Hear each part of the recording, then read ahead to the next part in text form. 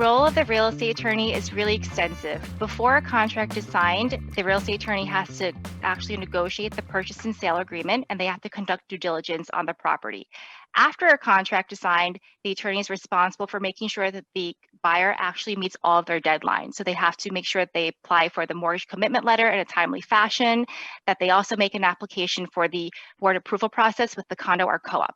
After the commitment letter comes in and the loan is approved and the buyer receives board approval from the co-op or condo, then they have to make sure that the closing occurs in a timely fashion. So at that point, the attorney coordinates a closing with the seller, the co-op or condo, the bank attorney, and the client themselves. That includes also clearing issues with the co-op or condo and on the unit, so title encumbrances or defects, and then also making sure that the bank has clearance to close for the final closing table. At that point, if there's any questions, then the attorney answers all of them for the client, and they make sure that the client is fully prepared to be present at a closing table.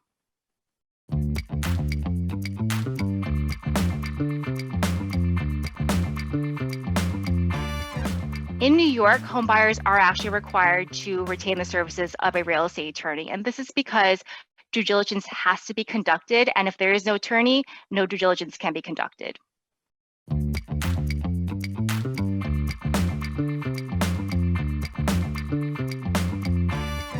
Most of the time, the real estate attorney is a referral from the agent or from a friend who has previously engaged in a real estate transaction.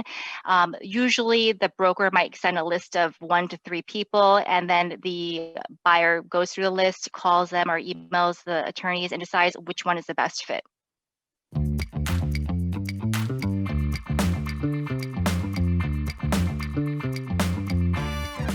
So for an attorney to properly negotiate a contract of sale, they usually base the negotiation off a deal sheet. And a deal sheet is a summary of terms that the seller's agent and the listing agent put together to make sure that the business terms are in place. The attorney then takes those business terms and translates them into legal language, which is the contract of sale.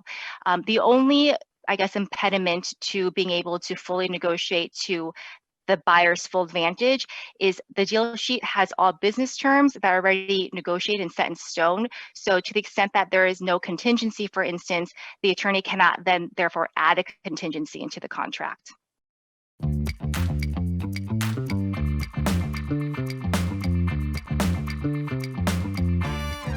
During the actual closing, all parties are actually sitting present at a table, and the real estate attorney has all the documents from the bank, so that's going to include bank documents, all of the documents from the co-op or condo documents, and then the transfer tax documents, any title affidavits. They're presented to the attorney, who then has to explain all the documents to the client. The client signs the documents after the attorney explains them, and then they also make sure that there's no issues with a walkthrough. Most likely, the attorney would have been informed of any issues before they get to the closing table. So at the closing table, if there are issues, they get hammered out. So that way, checks can get exchanged, and then keys can be given to the buyer.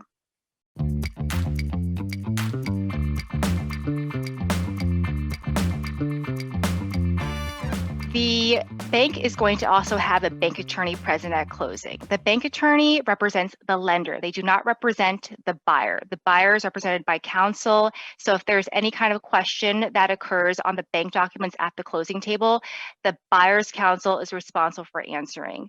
Behind the scenes, the bank attorney probably has already corresponded with the buyer's counsel. So that way, when you get to a closing table, there usually are no issues with the bank docs. The thing that the buyer should know is that even though the lender's counsel doesn't represent them, they're paying for their legal fee. So the bank's attorney's legal fee gets paid by the buyer.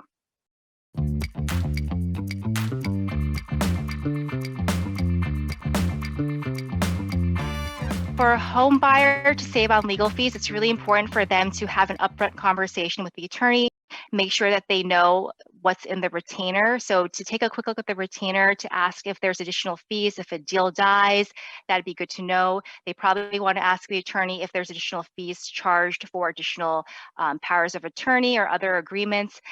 And then that way they can know what situations they might put themselves in to incur additional costs and to avoid those situations.